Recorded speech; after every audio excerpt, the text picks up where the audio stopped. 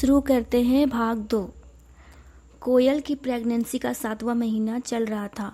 शरीर में बहुत कमज़ोरी थी और ऊपर से धीरेंद्र की बुरी आदतों और ज़बरदस्ती ने उसकी हालत ख़राब कर दी थी। फिर भी वह हर दुख चुपचाप सह रही थी। एक दिन जब कोयल कुएं पर कपड़े बर्तन धो रही थी, तब मौका देखकर उसकी सास और ननद ने कमरे से उसकी माँ के दिए चांदी के गहने निकाल लिए।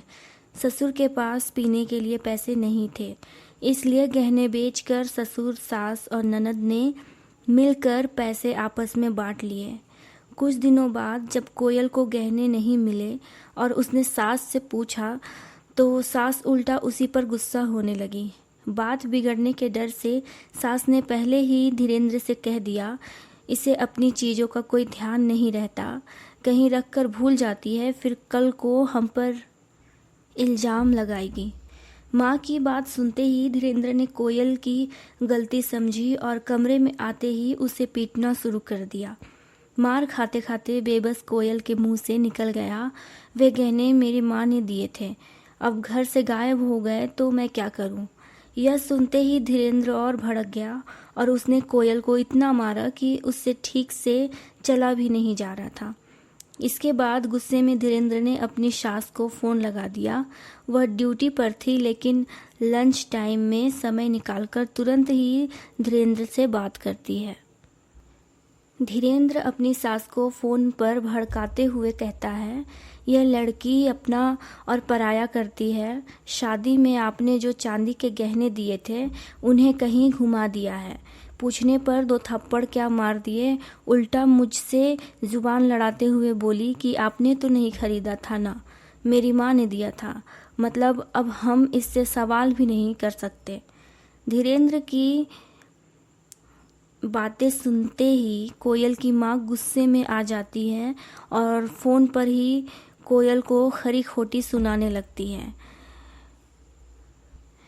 कि अरे छोकरी, तेरे दिमाग के नट वोल्ट ढीले हैं क्या? कब तुझे अक्ल आएगी? दामाद जी से ये तेरा मेरा कैसा? एक बच्चे की माँ बनने वाली है, पर बचपना नहीं जा रहा। चुपचाप उनकी बात माना कर, वही अब तेरा सब कुछ है, वरना आइंदा मुझसे बात मत करना। धीरेंद्र ने फ़ोन पहले से ही स्पीकर पर कर रखा था, जिससे सास, ननद और देवर सब कुछ सुन लेते हैं। माँ का ऐसा रूप देखकर देवर आपस में बुदबुदाने लगते हैं कि यह अपने मायके में भी ऐसे ही बेवकूफ़ी वाले काम करती होंगी, तभी तो माँ ने इतना सुना दिया। धीरेंद्र भी मन ही मन गर्व से खुश होता है कि सास ने उसी का पक्ष लिया। अब कोयल कभी उसकी बात नहीं टालेगी। फिर वह ऊंची आवाज़ में कोयल को खाना लाने का हुक्म देकर हाथ धोने चला जाता है। उधर सास और ननद चेहरे पर कुटिल मुस्कान लिए कोयल को देख ही रही होती है। दर्द से कराहती और लड़खड़ाती कोयल मजबूरी में उठकर धीरेंद्र को खाना परोसती है। कुछ दिनों बाद कोयल के पेट में अचानक असहनीय दर्द उठता है। धीरेंद्र उसे अस्पताल ले जाता है, जहां डॉक्टर बताते हैं कि मारपीट और अंदरूनी चोटों की वजह से बच्चा खत्म हो गया है और कोयल की हालत बहुत गंभीर है, इसलिए उसे सख्त बेड रेस्ट की ज़रूरत है। घर लौटने पर धीरेंद्र रात के 9 बजे अपनी सास को फ़ोन घुमाता है और झूठ गढ़ते हुए कहता है, कल शाम कुएं के पास फिसल कर गिरने से यह सब हो गया। डॉक्टर ने आराम के लिए कहा है, पर इसकी बचकानी आदतें जाती ही नहीं। धीरेंद्र की चिकनी चुपड़ी बातों में आकर कोयल की माँ परेशान हो जाती है और उसे कुछ दिनों के लिए मायके भेजने को कहती है। रात में धीरेंद्र कोयल को डरा धमकाकर मुंह बंद रखने की हिदायत देता है और सुबह होते ही उसे बहला फुसलाकर उसके मायके छोड़ आता है। घर के निकम्मे भाइयों को सुधारने के इरादे से धीरेंद्र उनकी शादी तय करवा देता है, जो 4 महीने बाद होनी थी। इस दौरान निश्चिंत होकर धीरेंद्र अपने होटल के काम में लगा रहता है। एक रात काम से लौटते समय धीरेंद्र की नज़र मोहल्ले में आई योगिता पर पड़ती है। वह अपनी बुआ की लड़की की शादी के सिलसिले में 10 दिन पहले ही आई थी और नई दुल्हन की तरह साड़ी में सजी सवरी खड़ी थी। उसे देखकर धीरेंद्र वहीं ठिठक जाता है और 2 घंटे तक उसे ही निहारता रहता है। घर आकर जब वह सो रहा होता है तभी देर रात कमरे के दरवाजे पर हल्की खटखटाहट होती है। धीरेंद्र किवाड़ के छेद से झांकता है तो सामने योगिता खड़ी थी। जैसे ही वह दरवाज़ा खोलता है, योगिता बिना कुछ बोले चुपचाप उसके बिस्तर पर जाकर लेट जाती है। बिना किसी डर या फिक्र के धीरेंद्र पूरी रात उसके साथ गुजारता है। इस तरह आने वाले 10 दिनों तक हर रात दोनों का यही सिलसिला चलता रहता है। शादी निपटने के बाद जब योगिता जाने वाली होती है तब धीरेंद्र सीधे उसके कमरे में जाकर उससे कहता है, अगर तुम्हें अपनी शादी से कोई पछतावा है तो अब भी मेरे पास आ जाओ, मुझे कोई एतराज़ नहीं है, मैं तुम्हें हर खुशी दूंगा। यह सुनकर योगिता मुस्कुराते हुए कहती है, भला मुझे क्यों पछतावा होगा, मैं तो बहुत खुश हूँ। तुम तो आज भी मेरे लिए पागल हो ना।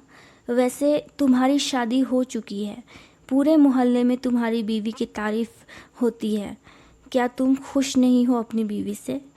फिर वह धीरेंद्र के करीब आकर उसके कान में फुसफुसाती है, मैं तुम्हारे पास हमेशा के लिए नहीं आने वाली। हाँ, जब कभी यहाँ आऊँगी और मेरा मन करेगा तो आ जाया करूँगी, समझ गए ना। इतना कहकर होठों पर हल्की सी मुस्कान लिए वह बुआ को आवाज़ देती है और बहाने से वहाँ से निकल जाती है। योगिता के जाने के बाद धीरेंद्र उसके बिना तड़पने लगता है और उसका मन कहीं नहीं लगता। वह दिन रात उसकी बुआ के घर के चक्कर काटने लगता है। अब तो योगिता की बहन भी वहाँ नहीं थी जो उससे बात करवा देती। धीरेंद्र की यह हरकत को देखकर योगिता की बुआ सब समझ जाती है और उसे अकेले में बुलाकर समझाती है कि धीरेंद्र, यह सब ठीक नहीं है। तुम शादीशुदा हो और तुम्हारी पत्नी कोयल बेहद सीधी, नेक और साफ दिल की औरत है। योगिता बड़े घर की एक बिगड़ी हुई लड़की है जिसे जो खुशी अपने पति से नहीं मिलती उसे वह दूसरों में ढूंढती है। उसकी नज़र हमेशा तुम जैसे पुरुषों पर ही रहती है। वह धीरेंद्र की आंखों में आंखें डालकर आगे कहती है, पूरे समाज और बिरादरी में तुम्हारी बड़ी इज्जत है। अपने हाथों से अपना हंसता खेलता संसार बर्बाद मत करो। सच्चाई को स्वीकारो और अपनी पत्नी के साथ खुश रहना सीखो। बाकी तुम खुद समझदार हो, इससे ज़्यादा मैं और कुछ नहीं कहूँगी। उनकी बातें सुनकर धीरेंद्र खुद को संभाल लेता है। उधर मायके में कोयल हिम्मत करके माँ के सामने रोते हुए अपना सारा दर्द बयान करती है। ससुराल वालों का अत्याचार, धीरेंद्र की मारपीट और रात रात भर की जबरदस्ती, बेटी का तड़पता रूप देखकर इस बार माँ को उसकी हर बात पर पूरा भरोसा हो जाता है और ससुराल वालों पर बेहद गुस्सा आता है। लेकिन 1 महीने बाद अपनी मजबूरियों के चलते माँ बिना कुछ कहे पूरे मान सम्मान के साथ कोयल को धीरेंद्र के साथ विदा कर देती है। शुरुआत में कोयल को लगता है कि माँ को उससे कोई फर्क नहीं पड़ा, पर जल्द ही वह समझ जाती है कि अकेली माँ के कंधे पर छोटे भाई बहनों की जिम्मेदारी है, इसलिए वे कुछ नहीं कर सकती। माँ की मजबूरी समझकर कोयल खुद को मजबूत करती है और अपनी सारी टेस्ट भुलाकर एक अच्छी बहू और पत्नी की तरह सास, ससुर, पति और पूरे परिवार की सेवा में जुट जाती है। कमरे की साफ सफाई करते समय कोयल को बेड के गद्दे के नीचे दबे 2 इस्तेमाल किए हुए कंडोम मिले। उनकी गंदी महक से जहां उसका जी मिचलाने लगा, वही उनका चॉकलेटी फ्लेवर उसकी समझ से बिल्कुल परे था। मासूमियत और अनजान होने के कारण वह पूरे घर की सफाई पूरी करने के बाद अंत में उन इस्तेमाल किए हुए कंडोम को कचरे के साथ उठाकर पास के कूड़ेदान में फेंकने चली गई। वहाँ मोहल्ले की चाची अपने शराबी बेटे के साथ मौजूद थी, जो दोपहर में ब्रश कर रहा था। कचरे में साफ दिखती उन चीज़ों पर नज़र पड़ते ही चाची भड़क गई और फुसफुसाते हुए कोयल के संस्कारों पर सवाल उठाने लगी। जब कोयल ने अपनी माँ की कसम खाकर अपनी अनभिज्ञता जताई तो चाची उसे एक तरफ ले गई और पूरी बात समझाई। यह जानकर कि घर में उनके अलावा कोई शादीशुदा जोड़ा नहीं है। जब उन्होंने सवाल किया तो कोयल ने दुखी मन से स्पष्ट कर दिया कि धीरेंद्र ने आज तक कभी ये चीज़ें इस्तेमाल नहीं की। स्थिति की गंभीरता भांपकर चाची ने हमदर्दी से उसके सिर पर हाथ रखा और मामले को वहीं भूलकर घर लौटने की सलाह दी। लौटते हुए कोयल की नज़र चाची के बेटे पर पड़ी, जो बेशर्मी से मुस्कुराते हुए उसे ही ताक रहा था। घर लौटकर जब बेहद दुखी कोयल ने अपनी गैर मौजूदगी के दिनों के बारे में सास से सावधानी से पूछताछ की, तो सासू माँ ने भी किसी भी ऐसी वैसी बात से साफ इनकार कर दिया। उस घटना के बाद डर के मारे कोयल धीरेंद्र से कुछ कह तो नहीं पाई, लेकिन यह बात हर पल उसे अंदर ही अंदर काटने लगी। फिर भी ईश्वर का नाम लेकर कुछ हफ्तों में उसने खुद को संभाल लिया। जल्द ही देवरों की शादी का मौका आया और सब कुछ बड़ी धूमधाम से संपन्न हुआ। रिसेप्शन की रात धीरेंद्र ने घर के पीछे अपने दोस्तों और मोहल्ले के लड़कों के लिए अलग से शराब की महफिल जमा रखी थी। रात के 12-1 बजे जब महफिल खत्म हुई तो धीरेंद्र ने कोयल को वहां की सफाई के लिए बुलाया। ज़्यादातर लोग जा चुके थे, बस मोहल्ले का वही शराबी लड़का वहां बचा कुचा खाना खाने की फिराक में बैठा था। जब कोयल सफाई निपटाकर जाने लगी तो नशे में धुत उस लड़के ने उसे रोका और कहा कि वह बहुत नादान और नेक है, लेकिन धीरेंद्र भाई उसे धोखे में रख रहे हैं। उसने रोते हुए कोयल के सामने धीरेंद्र और योगिता के काले सच का खुलासा कर दिया, क्योंकि रात भर नशे में बाहर पड़े रहने के कारण उसने खुद अपनी आंखों से उन्हें आते जाते देखा था। यह सुनते ही कोयल दिल से रो पड़ी, लेकिन घर में मेहमान होने के कारण उसने खुद को शांत रखा और अगले 2 दिनों तक कमरे में चुपचाप पड़ी रही। मेहमानों और नई दुल्हनों के जाते ही कोयल के इस बर्ताव से भड़का धीरेंद्र उस पर आग बबूला हो गया। वह उसे कमरे से घसीटकर बाहर लाया और गंदी गंदी गालियां देते हुए बेरहमी से पीटने लगा। जब कोयल ने तड़पते हुए योगिता के बारे में पूछा तो धीरेंद्र ने सच बताने के बजाय उल्टे घूंसों से उसका चेहरा सुझा दिया, गला दबाया और बाल पकड़कर जमीन पर पटकते हुए बार बार यही पूछता रहा कि उसे यह सब किसने बताया। कोयल अपनी माँ को सब बताने की बात कहकर गिड़गिड़ाती रही, पर पूरे परिवार के सामने धीरेंद्र बिना कुछ कबूले उस पर लात घूंसों से जुल्म ढाता रहा। आंगन में खड़े परिवार के सारे लोग चुपचाप सब कुछ देखते रहे, पर किसी ने भी धीरेंद्र को नहीं रोका। उल्टा सासू माँ ने आग में घी डालते हुए कहा कि कोयल पहले भी उनसे ऐसी घटिया बातें पूछ चुकी है और इसकी तो आदत ही हो गई है मार खाने की। धीरेंद्र के दिमाग पर बस यही भूत सवार था कि आखिर कोयल को यह सब किसने बताया। वह उसे मारता, गालियां देता और बस यही पूछता रहता, बता किसने कहा तुमसे। धीरेंद्र का यह अत्याचार जब कोयल से सहा नहीं गया तो थक हार कर उसने उस शराबी लड़के का नाम बता दिया। नाम सुनते ही धीरेंद्र के भाइयों ने उस शराबी लड़के को घसीट कर लाया और बुरी तरह पीटना शुरू कर दिया।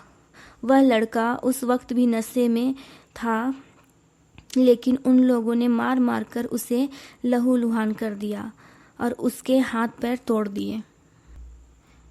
अपने बेटे की यह हालत देखकर उस लड़के की माँ चिल्लाने लगी। वह बिना सच जाने पूरे मोहल्ले के सामने कोयल पर ही आरोप लगाने लगी और उस दिन कूड़ेदान वाली कंडोम की बात को बढ़ा चढ़ाकर सबको बताने लगी। यह सब देखकर कोयल की सास भी उस पर थू थू करने लगी। मोहल्ले वालों की बातें सुनकर धीरेंद्र को और भी भयानक गुस्सा आ गया। उसने जमीन पर गिरी तड़पती हुई कोयल के ऊपर धान की भारी बोरी रख दी, जिससे वह लगभग बेहोश हो गई। बाद में जब वह सब बाहर गए तो माँ ने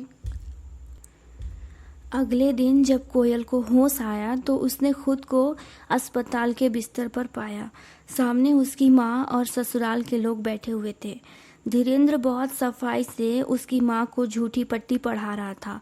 मैं इसे बार बार समझाता हूँ कि दूसरों की बातों में मत आया करो, लेकिन यह अपनी नासमझी और पागलपन से मुझे ही मुसीबत में डाल देती है। माँ चुपचाप उसकी बातें सुन रही थी। यह सब देखकर कोयल की धड़कनें तेज हो गई और सांसें फूलने लगी। तभी उसकी माँ ने पास आकर उसे संभाला और कहा, घबराओ मत, मैं यहाँ हूँ। बाद में जब सब बाहर गए तो माँ ने कोयल को बताया कि उन्हें मोहल्ले के ही एक इंसान ने फ़ोन करके सारा सच पहले ही बता दिया था, इसलिए वह फौरन वहाँ भागकर आई है। अस्पताल से घर लौटने पर कोयल को महसूस हुआ कि पूरे मोहल्ले में उसकी और उस शराबी लड़के की झूठी बदनामी फैलाई गई है। इस बेइज्जती ने उसे अंदर तक तोड़कर रख दिया।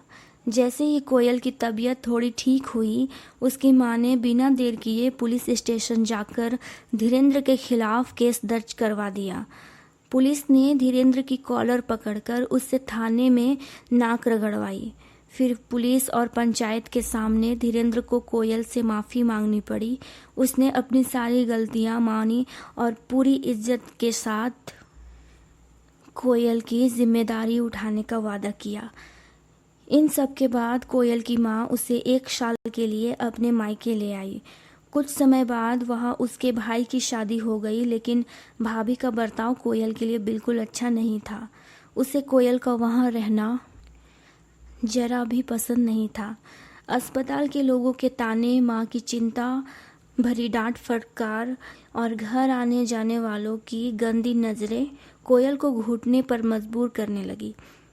इन सब बातों से परेशान होकर कोयल 1 साल पूरा होने से पहले ही महज 3 महीनों में अपने ससुराल वापस लौट आई। अब इस बात को 5 साल बीत चुके थे। धीरेंद्र और कोयल का एक 5 साल का प्यारा सा बेटा था, जिसका नाम कोयल ने बहुत प्यार से उज्जवल रखा था। कोयल की शादी महज 15 साल की उम्र में ही हो गई थी। दरअसल उज्जवल की नानी बहुत पुराने ख्यालों की महिला थी। उन्होंने अपने बच्चों को बड़े अनुशासन से पाला था, लेकिन उनका मानना था कि लड़कियों की अपनी सीमाएं होती है। दुख हो या सुख, जिस घर में बेटी की डोली गई है वहाँ से उसकी अर्थी ही निकलनी चाहिए। इसी सोच के कारण उन्होंने यह कभी नहीं सोचा कि इतने बड़े परिवार में उनकी कम उम्र की बेटी सब कैसे संभालेगी। पर कोयल ने सब कुछ सहते हुए और समझदारी से काम लेते हुए पूरे परिवार को जोड़े रखा। उज्जवल के पापा यानी धीरेंद्र पढ़ा लिखा तो था और सरकारी नौकरी की कोशिश में था, लेकिन परिवार की जिम्मेदारियों और तंगी के कारण अपने लिए कुछ बड़ा नहीं कर पा रहा था। उस समय उनकी एक छोटी सी चाय नाश्ते की दुकान थी।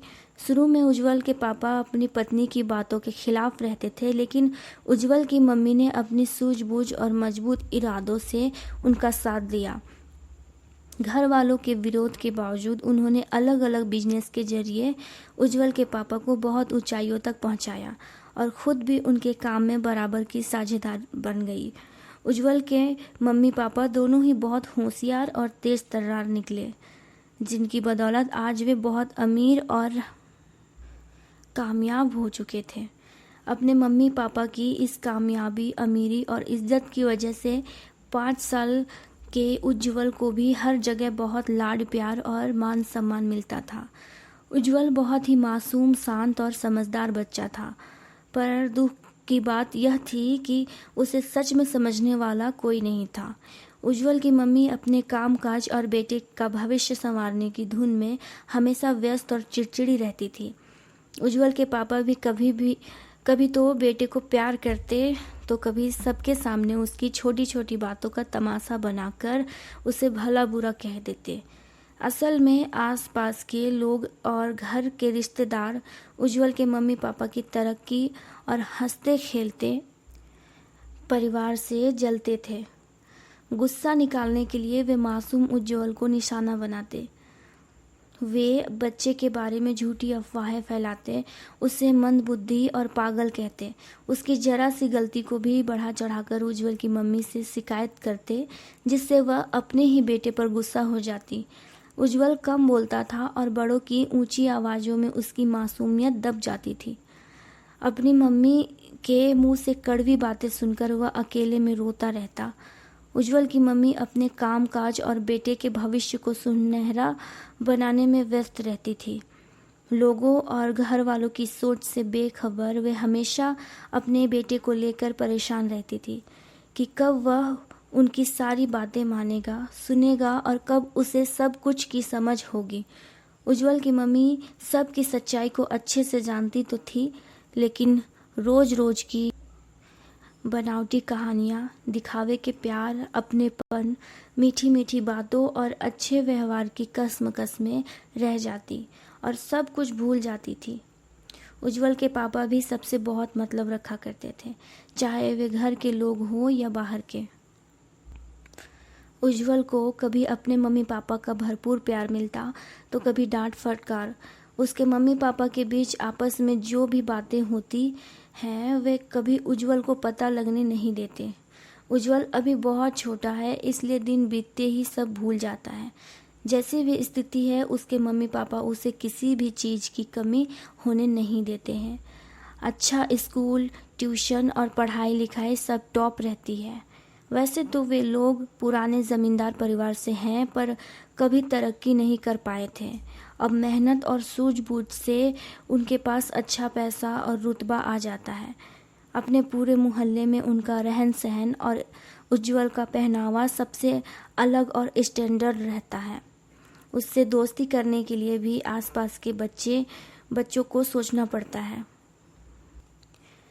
असल में उज्ज्वल की मम्मी सोचती है कि वह अभी नासमझ है और दुनिया से अनजान है, कहीं वह गलत चीज़ें न सीख जाए या उनका ध्यान न भटक जाए। यह सोचकर वह उसे सबसे दूर रखती है और फालतू चीज़ों की छूट नहीं देती है। ऐसे ही उज्ज्वल का समय कट रहा होता है और वह 8 साल का हो जाता है। उसके पापा उसे बहुत खुश रखते हैं और उसके सारे शौक पूरे करते हैं। वह जो मांगता है तुरंत ला देते हैं और जहाँ कहता घुमाने ले जाते हैं। उसके पापा हमेशा कहते हैं, मेरा एक ही इकलौता बेटा है, इसे किसी चीज़ की कमी महसूस होने नहीं देंगे। जो मैं अपने जीवन में जी नहीं पाया वह सब अपने बच्चे के लिए पूरी करूँगा, ताकि यह मौज मस्ती से अपना हर पल जिए। लेकिन उज्ज्वल की मम्मी इस बात से हमेशा घबराती है कि कहीं उनका बेटा बिगड़ न जाए, इसलिए वह उसके पापा से कहकर उसे डांट डपट करवाती रहती है और लाड प्यार थोड़ा कम करने को कहती है। हालांकि उज्ज्वल के पापा को अपनी पत्नी की यह रोक टोक और डांट फटकार बिल्कुल पसंद नहीं आती। उज्ज्वल को यह सब दिखाई तो देता है, पर वह समझ ही नहीं पाता कि उसकी मम्मी ऐसा क्यों करती है। पापा की इन बातों को सुन सुनकर उज्ज्वल दिन ब दिन सिर पर चढ़ता जा रहा होता है। उसे अपने मम्मी की बातें चुभने लगती है और वह अपने मम्मी से गुस्सा होने लगता है। वह उनसे दूरी मनाने लगता है और उनकी सिखाने वाली बातों को नज़रअंदाज करने लगता है। उसे अब अपने पापा बहुत अच्छे लगने लगते हैं। साथ ही वह अपने पापा के घर वालों यानी अपने दादा दादी और चाचा चाची की बातों में ध्यान देने लगता है और उनके मोह जाल में पूरी तरह बन जाता है। वे लोग उज्ज्वल की हर सही गलत बात पर पर्दा डाल देते हैं, हमेशा उसका पक्ष लेते हैं और हमदर्द बनकर मम्मी पापा के बीच की अनबन को पूछ पूछ कर फ़ायदा उठाते हैं। मासूम उज्ज्वल को इन सब की खबर कहाँ रहती है। वह अपनी मम्मी के अच्छे संस्कारों को छोड़कर मनमौजी कामों में ध्यान देने लगता है। समय के साथ उनके परिवार में इतना बड़ा बदलाव आने लगा है कि अपने पति और बच्चे की वजह से उज्ज्वल की माँ बेचारी हर वक्त कमज़ोर और बेबस पड़ने लगती है। बढ़ती तरक्की, इज्जत, दौलत, शोहरत और नाम को देखकर देखते हुए उज्जवल के पापा को घमंड होने लगता है। वे अब पहले की तरह नहीं रहते। उन्हें अब अपनी पत्नी की सूझबूझ और समझदारी भरी बातें अच्छी नहीं लगती हैं। वे ज़रूरत से ज़्यादा खर्च, दिखावा और गलत लोगों से लगाव रखने पर रोक टोक करने पर अपनी पत्नी से चिढ़ने लगते हैं। उनके हर छोटे मोटे काम पर उन्हें गुस्सा आने लगता है और वे अपने घर वालों की तरफदारी सुनकर उन्हीं की बातों में आने लगते हैं। इस तरह उज्जवल की माँ एकदम अकेली, परेशान और बेबस हो जाती है। उज्जवल के पापा अब शराब पीना भी सीख जाते हैं। गलत चीज़ों के पीछे भागना, बिना सोचे समझे मनमर्जी चलाना और मौज मस्ती में डूबकर अपनी ख्वाहिशें पूरी करना, इस सब में वे ईश्वर को भी भूल जाते हैं। धीरे धीरे घर में हर रोज़ शराब, मांस, मछली और पार्टी सार्टी का चलन शुरू हो जाता है।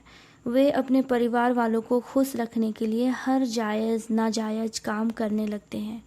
उज्जवल की माँ इन सब बातों के लिए मना करती रहती है, पर उनकी एक नहीं चलती। उज्जवल कभी कभी अपनी माँ को सबके सामने पापा पर चिल्लाते, रोक टोक करते और बदले में डांट व मार खाते देखकर बहुत उदास और शर्मिंदा होता है।